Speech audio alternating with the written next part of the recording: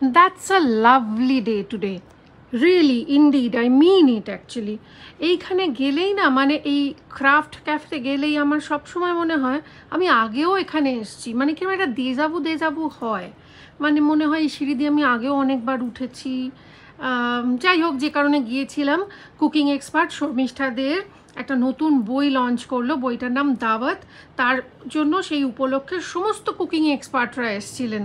আর আমার না ওদের মাঝে নিজেকে কীরকম একটা হংস মধ্যে বকযথা, না দৈত্যকুলে প্রহ্লাদ, না মানে ওই কীরকম একটা লাগছিল যে আমি সবচেয়ে কম জানি। যাই হোক, রিজুকে পেয়ে গেলাম, অনেক দিনের বন্ধু ওখানে।